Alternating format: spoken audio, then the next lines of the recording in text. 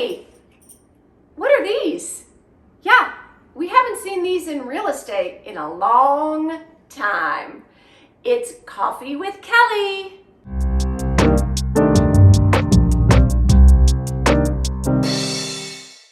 So why haven't we seen those things in real estate in a long time? Well, we are just coming out of what has been a very interesting market, very much a seller's market. And as a result, when buyers are putting forth an offer, they've tried to make it as easy as possible for the sellers to get to settlement, which has included waiving the home inspection. But guess what? The market is starting to adjust and things are starting to get a little more balanced. And the last two contracts that I have written have included a home inspection. Now, why is that important? Well, the home inspection is important because it helps you to better understand the mechanics of the home that you are going to be buying, right?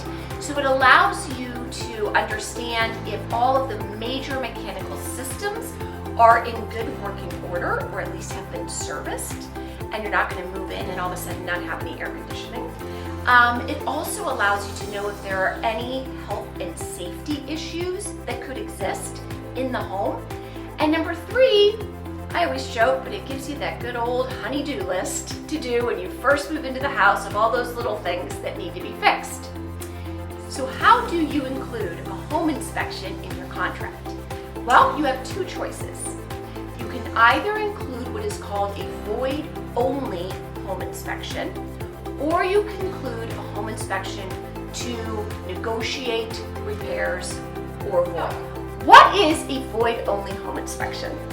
Well, a void-only home inspection essentially, as a buyer, says that you are telling the seller that unless there is something significant that comes back in that home inspection, you are planning to move forward with the contract. But if something comes back in that home inspection that is more than what you are willing to take on, that you have the right to legally void that contract and move away from purchasing that home. So what would something significant be? Well, let's say that there was a crack in the foundation. Let's say that there was a hole in the roof that wasn't visible or apparent, right? Then you may say, hey, this is more than we want to take on. We're going to go ahead and void the inspection. If you do a home inspection to negotiate repairs or to void, then what you are essentially saying is when we get back the home inspection from the inspector and it has a list of things that are either need to be addressed, need to be watched, or are totally fine the way they are, so sort of like a red light, yellow light, green light, then you may say, you know what, these red light items, we're going to ask the seller to address and get those fixed prior to settlement, or to give us a credit so that we can get those fixed after we purchase and move into the home. What would those sorts of things be?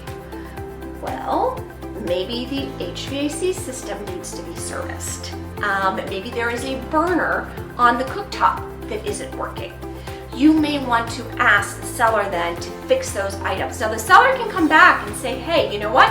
You gave us a list of 8 items and we are going to do numbers 1 through 6, but we're not going to do 7 and 8. And at that point, you are sort of renegotiating the contract until you come to an agreement on what that list of home inspection items are going to be addressed.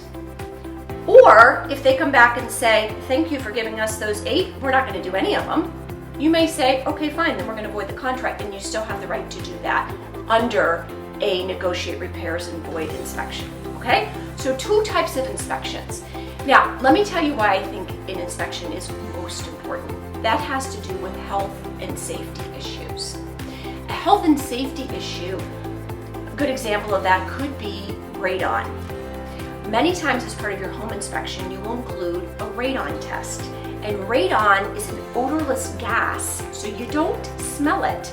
But if you have it and it's above an acceptable level, you could be breathing that in, which could cause health issues. And my guess is if you have radon in the home, the seller probably doesn't know Otherwise, they would have addressed it themselves, right?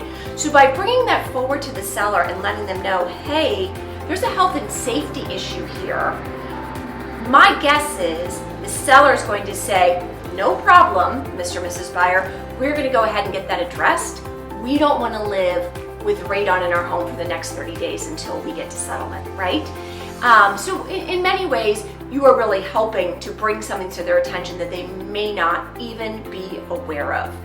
I actually have only had one time that a seller refused to do anything about the radon, would not mitigate it, wouldn't put in a radon mitigation system. And if you're the agent on the other side watching my video, you will remember this because it took you and I a while to get creative and to figure out how we were going to get that addressed and how we were going to keep the deal together. And in the end, the buyer decided that if a radon remediation system cost $1,000, they weren't going to walk away from the home that they had fallen in love with. They would put one in before they moved into the house. But typically, I find that sellers are willing to do the right thing and to get that addressed. So I am thrilled that we've got hammers and levels and temperature gauges and all sorts of things back into the home buying process, because I think it helps for our buyers to be so much more educated and to feel so much more comfortable with this huge purchase that they are making.